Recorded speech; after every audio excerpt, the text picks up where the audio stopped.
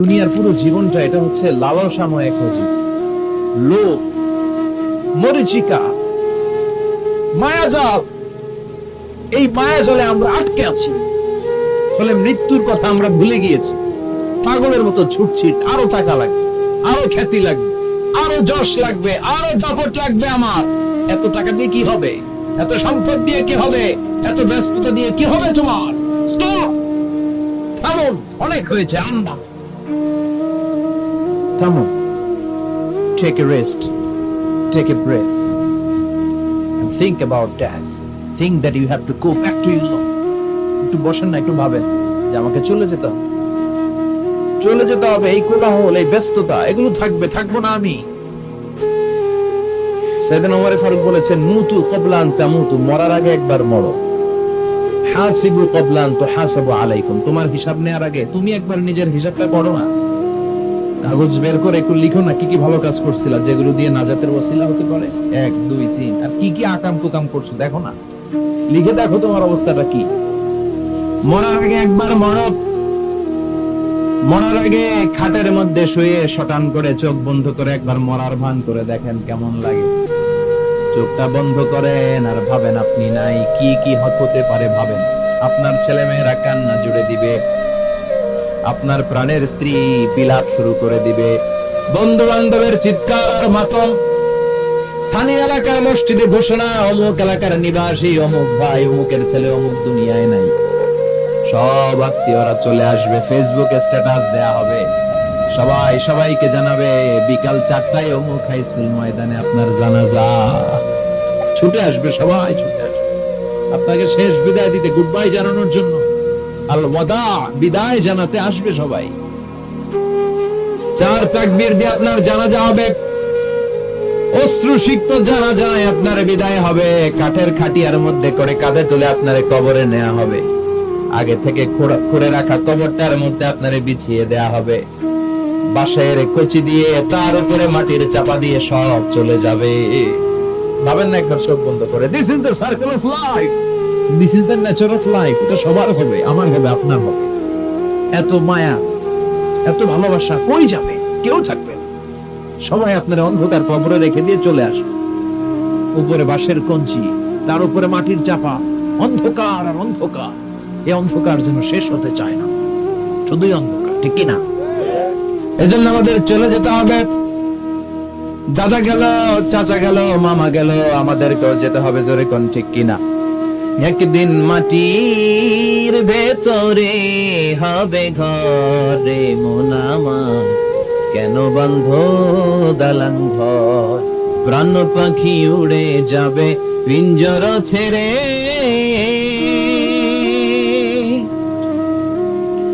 ধরা যাবে সবই রবে, তুমি যাবে চলে।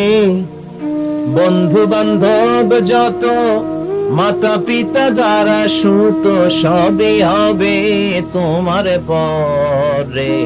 মন আমার কেন বান্ধ দালান ঘর, একদিন মাটির ভেতরে হবে ঘরে মন আমার, কেন বান্ধ দালান ঘর, ঠিক না? সব করে থাকবে, চলে যেতে হবে আমাদের। এজন্য আখিরাতের কথা যেন আমাদের স্মরণ হয়। বিশ্বনবী বলতেন, নাহাইতুকুম আন জিয়ারাতিল কুবুর, আমি তোমাদেরকে কবর জিয়ারত করতে আগে নিষেধ করতাম, কিন্তু এখন নিষেধাজ্ঞা প্রত্যাহার করে নিলাম। এখন সব সময় তোমরা কবরের সামনে যাবা আর জিয়ারত করবা। কবরস্থানে জানতো বড়ুয়া কৃষ্ণপুরের এই গ্রামের কবরস্থান আছে কোন দিকে? পূর্ব দিকে আছে, গোকার জলের দিকে। যান আপনারা, একটু যাবেন, একটু গেলে আখিরাতের কথাটা স্মরণ হবে।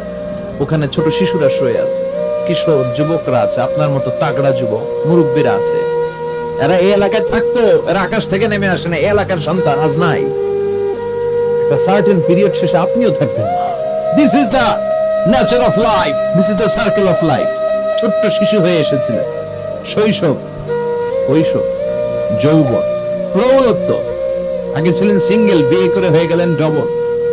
এরপরে আল্লাহ আপনাকে একটা মেয়ে দিল, এরপরে মেয়েকে বিয়ে দিয়ে শ্বশুর হলেন, এরপরে ওই মেয়ের ঘরে সন্তান হতে নানা হলেন। আর কতদিন? অনেক দিন হলো তো, অনেক লম্বা সময় পেয়েছেন আপনি। Think about that. এবার যাওয়ার কথা ভাবেন, আখিরাতের সামানের কথা ভাবেন, ফিরে যেতে হবে। কি শক্তিশালী যুবক, বার্ধক্য চলে আসলে লাঠি ছাড়া চলতে পারে না। কুচকুচে কালো দাড়ি সাদা হয়ে যায়, দাড়ির শুভ্রতা, বয়সের ভার, রং ধরা যৌবন জং ভরে শেষ, ঠিক কিনা? This is the circle of life. যুবক ভাইরা, এটাই জীবন, চলে যেতে হবে, কেউ থাকতে পারবে না, ঠিক কিনা? এটা রিমাইন্ডার আল্লাহ এই সূরার ভেতরে দিয়েছেন যে তোমাদেরকে ফিরে যেতে হবে। এই লোভ লালসা ছেড়ে দাও। রব্বুল আলামিন বলেন, আলহাকুমুত তাকাসুর হাত্তা যুরতুমুল মাকাবির। ও গোলাম, দুনিয়ার সম্পদ, লোভ লালসা তোদেরকে পাগল বানিয়ে দিয়েছে।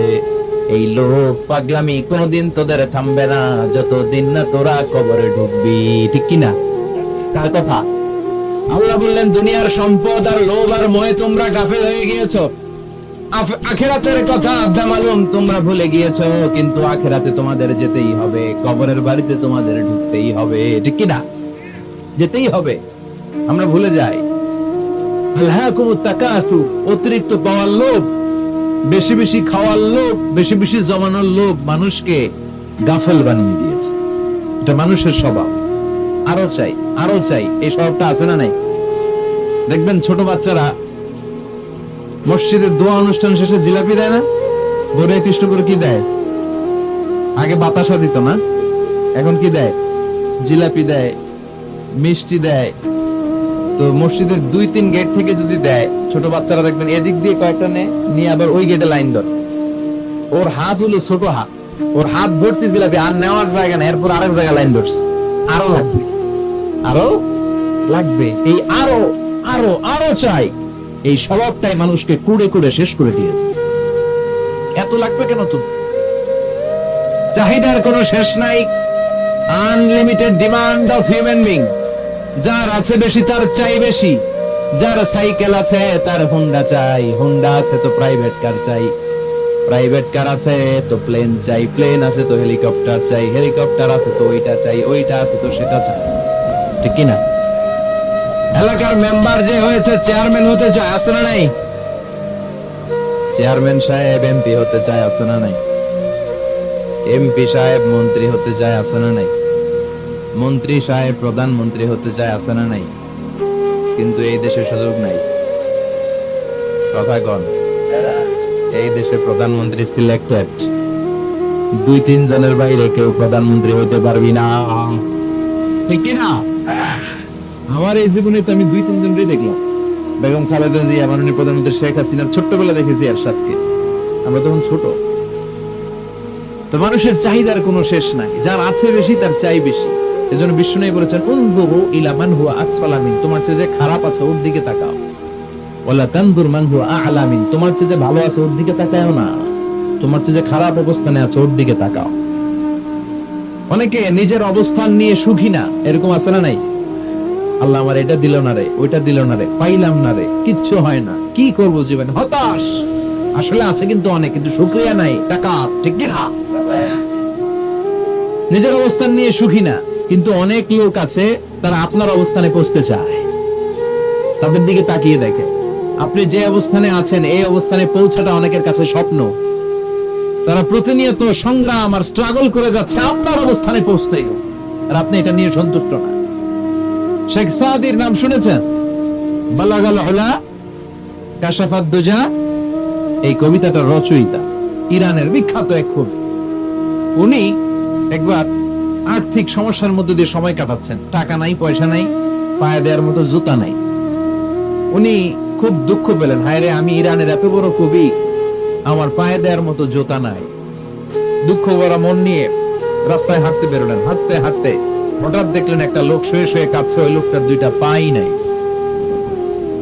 পাই নাই। উনি সেজদায় পড়ে গেলেন, আল্লাহর কাছে ক্ষমা চাইলেন, আল্লাহ অনেক দিয়েছো, শুকর আলহামদুলিল্লাহ। এজন্য যেই পরিস্থিতিতেই থাকি না কেন আমরা কি করব? জোরে বলেন, কি করব? এজন্য কানাতু মিনাল ইসলাম, অল্পে তুষ্ট থাকার নাম হলো ইসলাম। সম্পদ লাগবে কিন্তু সম্পদের পাহাড় লাগবে না, ঠিক কি না? অল্প খান, অল্প পড়েন, অল্প জামান, অল্পের ভেতরে বরকত ঢুকায়া দিছে কে? দেখবেন যাদের সম্পদ অল্প তারা সুখী বেশি। জরিপে এটা দেখা গিয়েছে, অনেক সার্ভেতে এটা এসেছে, যারা সম্পদশালী এরা দুঃখী বেশি। এদের দুঃখ বেশি, টেনশন বেশি, খুব স্বাভাবিক। টাকা যার বেশি, রোগ তার বেশি। টাকা যার বেশি, টেনশন তার বেশি। টাকা যার বেশি, ঘরে শান্তি তার কম। আছে না নাই? ঘরের ভিতরে অশান্তি, ছেলে কথা শোনে না, ছেলে টানে গাঞ্জা, মেয়ে করে পরকিয়া। আছে না নাই? স্ত্রী কথা শোনে না, ভালোবাসা নাই, ঘরটা জাহান্নামের টুকরা। রোগ বালাই, এক একটা হসপিটাল বিল পরিশোধ করতে মাসে 5 লাখ 10 লাখ। আছে না নাই? কিছু খেতে পারে না, ডাক্তার একেবারে ডায়েট মেনু বেঁধে দিয়েছে। Diet, very diet menu. এটা এটা এটা এটা কিছুই খাবেন না, শুধু গরু খাবেন না, খাসি খাবেন না, চিংড়ি খাবেন না, খালি ঘাস খাবেন। ইচ্ছে মতো ঘাস খাবেন, মানে ঘাস জাতীয় যত আইটেম আছে সব খাবেন। শাক খাবেন, সবজি খাবেন, সালাদ খাবেন। গরু, চিংড়ি, মুরগি, গোশত, ইলিশ কিছু খেতে পারে না। তাহলে রোগ বেশি, খাওয়ার মজা নাই, ঘরে সাংসারিক শান্তি নাই, খালি বেড়া মার বেড়া। ঠিক কিনা? কিন্তু সম্পদের পাহাড় ঘটেছে। আর অল্প যারা খায়, অল্প পড়ে, রিক্সাওয়ালা, কুলিওয়ালা, অল্প বেতনের চাকরি, কিন্তু হক হালালি মেনে চলে, দেখবেন শান্তি আছে অনেক। হ্যাঁ, বাসা ভাড়া দেয়, ফ্যামিলি চালায়, বাচ্চাদের স্কুল বিল, এরপরও মাস শেষে 1-2 হাজার টাকা হাতে থেকে যায়। আরো প্রতি মাসে 10 কোটি টাকা ইনকাম, তারপরও ব্যাংকের ঋণ আছে না নাই? সুখ কারে বলে? কিভাবে আপনি সুখকে ডিফাইন করবেন? সুখ তো টাকায় কিনা যায় না। শান্তি টাকা দিয়ে হয় না, শান্তি দেওয়ার মালিক কে? শান্তি আছে অল্প খেয়ে শুকর করার মধ্যে, শান্তি আছে আলহামদুলিল্লাহর মধ্যে। চিন্তায় বলেন ঠিক কিনা? এজন্য অল্প খাবো, অল্প পড়বো, অল্প জামাবো, অল্পের ভেতরে বরকত দিয়েছে কে? দেখেন, ধনী ভাইরা খেতে পারে না, কিন্তু রিকশালার কি সমস্যা হয়? রিকশালারা সব খেতে পারে। কুলিওয়ালা, দিনমজুর, এরা একেবারে স্লিম, সুঠাম দেহি, মেদহীন পেট, পেটে কোনো মেদ নাই, ভুড়ি নাই। আর কোটিপতিদের মেদ আছে না নাই? এত বড় বড় পেট।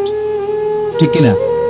আমাদেরও পেট আছে, তবে হালাল পেট। ওটা হারাম টাকা দিয়ে এই ভুড়ি বানাই নেই আমরা। ছেলে বলেন ঠিক কিনা?